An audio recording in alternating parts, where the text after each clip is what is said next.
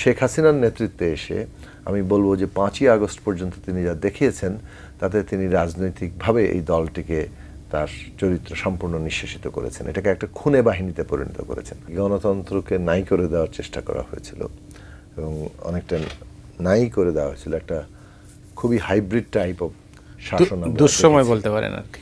Hybrid type শাসন, যেটা একটা স্বৈরাচারী ক্ষমতা কাঠামো, তারপরে তার উপরে একটা কর্তৃত্ববাদী নির্বাচন ব্যবস্থা কায়েম করা হয়েছে। আমার ইচ্ছা মতো নির্বাচন হবে, আমি যাকে ইচ্ছা তাকে যে কোনো কিছুকেই নির্বাচন বলে চালিয়ে দিতে পারবো। এবং তারপরে ধরেন আইন কানুন সংস্কার করে পার্টি রাষ্ট্র সংগঠন এমনভাবে গুছানো হয়েছে যে একটা ফ্যাসিবাদী ব্যবস্থা কায়েম করা যায়। তো এইগুলো মিলেমিশে এবং এমনকি মাফিয়াতন্ত্র যেভাবে ধরেন টাকা পয়সা লুট হয়েছে, একটা গোষ্ঠী যেভাবে টাকা পয়সা লুট করেছে, এই সব মিলিয়ে একটা হাইব্রিড শাসন ছিল। এবং এরা যে কতটা নিষ্ঠুরভাবে ক্ষমতা আঁকড়ে ধরে থাকতে চেয়েছে সেটা আমরা তো দেখেছি 14 তারিখের পরে।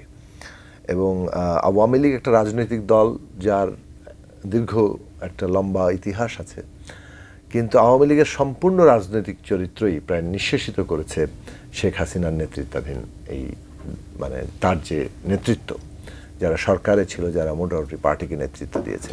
ফলে একটা ঐতিহ্যবাহী দল শেখ হাসিনার নেতৃত্বে এসে আমি বলবো যে 5ই আগস্ট পর্যন্ত তিনি যা দেখিয়েছেন তাতে তিনি রাজনৈতিকভাবে এই দলটিকে তার চরিত্র সম্পূর্ণ নিঃশেষিত করেছেন। এটাকে একটা খুনে বাহিনীতে পরিণত করেছেন। আপনি খেয়াল করে দেখবেন প্রায় কয়েকশো আমাদের দেশের ছাত্র শ্রমিক জনতা যখন যাকে হত্যা করা হলো, তারপরও সরকারের পক্ষ থেকে বলা হলো যে আমরা তো এখনো 5% আমাদের ক্যাপাসিটি ব্যবহার করিনি। তার মানে আরও 95% ক্যাপাসিটি আছে যেটা দিয়ে তারা একটা মানুষ মেরে তারা ক্ষমতায় থাকতে চাইবে। এই যে একটা অবস্থান, মানে একটা পলিটিক্যাল পার্টি তো জনগণকে নিয়ে কাজ করে, সে যখন তার নিজের দেশের লোককে খুন করে করে করে ক্ষমতায় থাকতে চায় তখন আর তার কোনো পলিটিক্যাল ক্যারেক্টারটা থাকে না। তো এইটা তো বহু দেশেই হচ্ছে, একটা এমনকি নির্বাচিত সরকারের বিরুদ্ধেও গণবিক্ষোভ হয়েছে, সেই সরকার পদত্যাগ করেছে। এটা তো একটা রাজনৈতিক প্রক্রিয়া।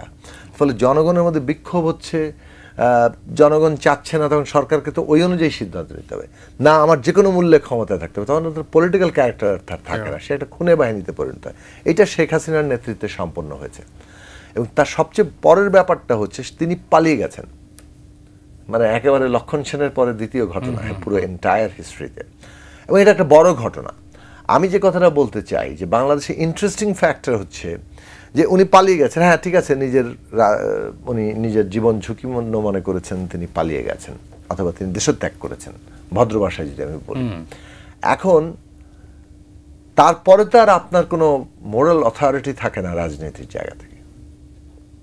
মানে আপনি করতে পারেন যে আপনি পুরো পরিস্থিতি মোকাবেলা না করে আপনি নিজেকে সেখান থেকে উইথড্র করলেন, তার মানে আপনি রাজনৈতিক প্রক্রিয়া থেকে নিজেকে উইথড্র করলেন। আপনি যখন দেশত্যাগ করেন তখন এটা আর মোরাল ওই জায়গাটা থাকে না। কিন্তু তারপরও তারাই আছেন নেতৃত্বে। এবং তারপরে যেটা সর্বশেষ আমরা 3 মাসের মধ্যে দেখলাম, আমি কথাটাতে আসছি এই কারণে যে আমরা কী পরিস্থিতির মধ্যে আছি।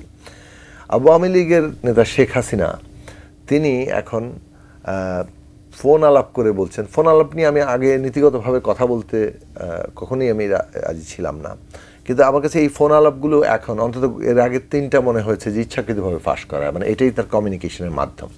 শেষটা ইচ্ছাকৃত কিনা সেটা নিয়ে সন্দেহ আছে, কীভাবে ফাঁস হলো সেটা একটু বোঝা দরকার আছে, অথবা তাদের পুরনো পদ্ধতিতে ফাঁস হয়ে গেছে, এটা হয়তো উনি ফাঁস করতে চাননি।